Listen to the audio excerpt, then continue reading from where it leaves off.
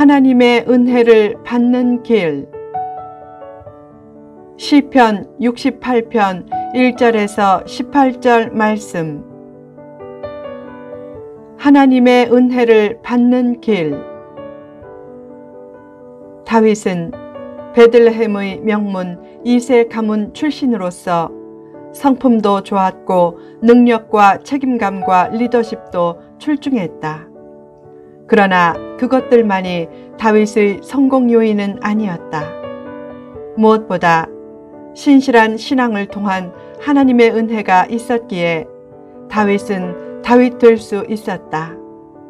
성공적인 인생을 위해 무엇보다 중요한 것이 하나님의 은혜다. 하나님의 은혜를 받으려면 어떻게 해야 하는가? 1. 하나님의 의를 구하라. 다윗은 하나님이 일어나시면 원수들이 흩어지고 도망친다고 확신했다. 승리의 제1 요건은 하나님의 일어나심이다. 그는 하나님의 일어나심으로 원수가 연기처럼 사라지고 불 앞에서 녹는 양초의 밀처럼 되게 해달라고 기도했다. 하나님을 대적하는 원수는 아무리 흥하는 것 같아도 결국 무너지고, 하나님이 기뻐하시는 의인은 망하는 것 같아도 결국 일어서서 하나님 앞에서 뛰놀며 기뻐하고 즐거워하게 된다.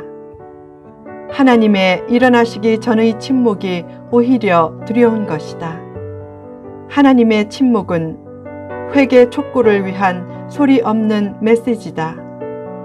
자녀가 잘못했을 때 부모가 침묵하면 그것은 잔소리나 큰 소리보다 더 강력한 메시지가 될 수 있다. 회사에서 큰 잘못을 했는데 사장이 침묵하면 그것은 구조조정 대상이란 뜻이다.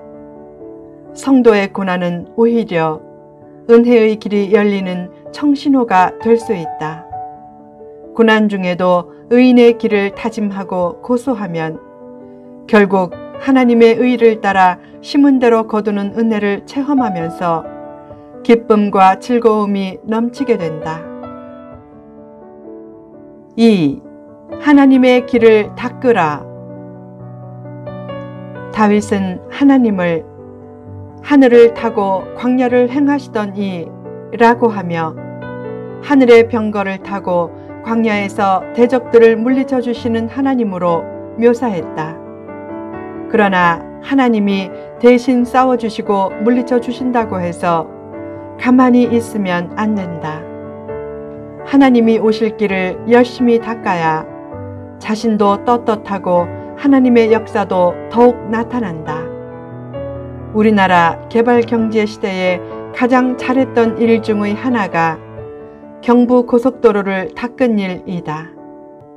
그때 정주영 씨가 1년 이상을 차에서 잠자며 착공 590일 만에 428km 경부고속도로를 완성했던 것이 우리나라 경제 발전에 큰 기틀이 되었다. 사람이 다니는 길을 닦는 것도 중요하지만 더욱 중요한 것은 예수님이 재림하실 길을 닦는 것이다. 하나님이 임하실 길을 힘써 예비하려고 할 때 하나님의 은혜도 넘치게 부어진다. 3. 하나님의 마음을 가지라. 다윗이 하나님을 고아의 아버지와 과부의 재판장이라고 표현했다. 고대의 고아와 과부는 비천한 사회적 약자의 대명사다. 그런 비천한 사람은 멸시해도 하나님은 품어주신다. 결국 하나님의 길을 예비하는 것 이상으로 중요한 것은 하나님의 마음을 가지는 것이다. 하나님은 힘없는 약자에게 관심이 많으시다. 그들의 설 땅이 되어주라. 하나님이 관심을 두는 사람을 외면하고 하나님의 은혜가 넘칠 수 없다. 영국의 기도의 용사 조지 뮬러는 원래 독일인이었다. 그는 선교사가 되려고 영국에 영어를 배우러 갔다가 많은 고아들이 길에서 비참하게 지내는 것을 보았다. 그때 성령님이 말씀했다. 하나님은 고아의 아버지시니 너는 고아원의 총무가 되어라. 그는 선교사의 꿈을 포기하고 고아 사역을 결심한 후 고아원을 지어 2,000명의 아이들을 돌봐주었다. 그리고 기도로 많은 고아들을 먹이고 입히고 교육시키고 결혼까지 시켰다. 그의 기도가 능력 있는 기도가 되었던 것은 그가 하나님의 마음을 품었기 때문이다.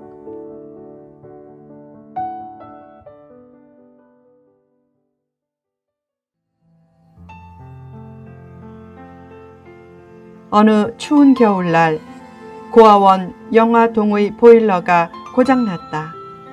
7일간 보일러를 고치면 영아들이 다 얼어 죽을 것 같았다. 사람들이 큰일 났다고 했다. 그때 그는 말없이 교회에 가서 하나님 앞에 간절히 기도했다. 날씨를 주관하시는 하나님, 제게 맡겨주신 어린 생명들의 아버지는 하나님이고 저는 총무입니다. 아버지가 자식들을 얼어 죽게 만들지 않을 줄 믿습니다. 한겨울이라도 7일간은 봄처럼 되게 하소서. 그때부터 갑자기 동남풍이 불면서 영국 전체가 따뜻해졌다. 한 주간 보일러를 뗄 필요가 없게 되자 그때 열심히 보일러를 고쳤다. 수리가 끝나자 다시 혹독한 겨울바람이 불어왔다. 사람들은 날씨가 변덕을 부린다고 했지만 하나님이 날씨를 주관하신 것이었다. 하나님은 긍휼한 마음으로 기도할 때 상상을 초월한 기적을 베풀어 주신다. 하나님의 마음을 품으라. 하나님의 마음을 품는 길이 하나님의 마음을 얻는 길이다. 4. 하나님을 더 많이 알라. 다윗은 하나님에 대한 깊은 지식이 있었다. 그의 고백에 따르면 하나님은 어떤 하나님인가? 첫째, 행복과 성공의 하나님이다. 하나님은 고독한 자들이 가족과 함께 행복하게 살기를 원하신다. 물론 신실한 독신자와도 함께 해주실 것이다. 하나님은 행복과 더불어 형통의 은혜도 주시기에 갇혔을 때 자유를 주시고 막힌 길도 열어주신다. 세상에서 제일 고독한 사람은 하나님 앞에서 불순종하는 사람이고 제일 행복한 사람은 하나님께 순종하는 사람이다. 둘째, 능력과 풍요의 하나님이다. 출애굽 때 하나님은 불기둥과 구름기둥으로 이스라엘 백성들을 인도하셨고 놀라운 능력으로 그들을 지켜주셨다. 또한 힘들 때마다 풍성한 은혜의 단비를 내려주시고 특히 가난한 자를 위해 은혜를 예비해 주셨다. 믿음은 풍성한 은혜를 예비한다. 특히 어렵고 힘들 때 진실한 믿음은 최대의 문제 해결책이 된다. 셋째, 승리와 축복의 하나님이다. 하나님은 대적을 물리치게 하는 승리의 하나님이고 그 승리를 통해 집에 있던 여자들조차 풍성한 전리품을 얻게 하신다. 또한 편안하게 거할 집이 없어서 양우리에서 외롭고 비천하게 누웠을 때 은날개를 달아주시고 황금깃을 입혀주신 비둘기처럼 되게 하심으로 반전과 역전을 허락하신다. 이스라엘이 가나안 땅에 들어섰을 때 그 지역의 여러 왕들이 연합해 대적했지만 하나님은 그들을 살몬에 눈이 날리는 것처럼 흩어져 도망치게 하셨다. 또한 다윗은 요단 동편의 높은 바산의 산들이 하나님이 계시려 하는 산인 낮은 시온산을 시기 질투하며 보는 것은 시온산에 하나님이 영원히 계시기 때문이라고 고백했다. 그리고 계속해서 고백했다.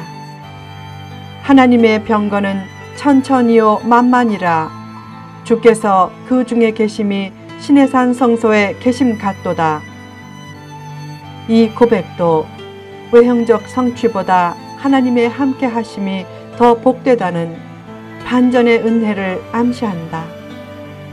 때가 되면 하나님이 일어나셔서 사로잡힌 자들이 사로잡은 자들을 취하고 더 나아가 대적이나 이방인들도 하나님 앞에 나오게 되는 반전의 역사를 허락하신다.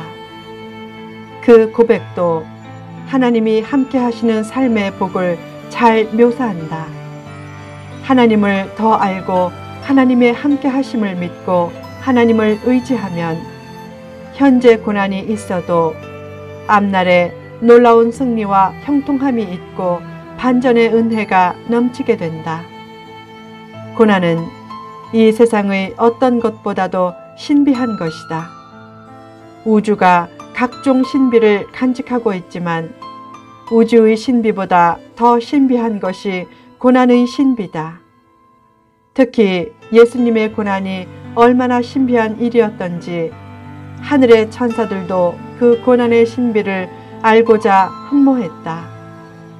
의인은 고난이 없고 죄인은 고난이 많다는 단순 논리는 틀린 것이다. 고난의 신비를 머리로는 알 수 없다. 다만 하나님을 더 알게 되면 마음으로는 고난의 신비가 깨달아진다.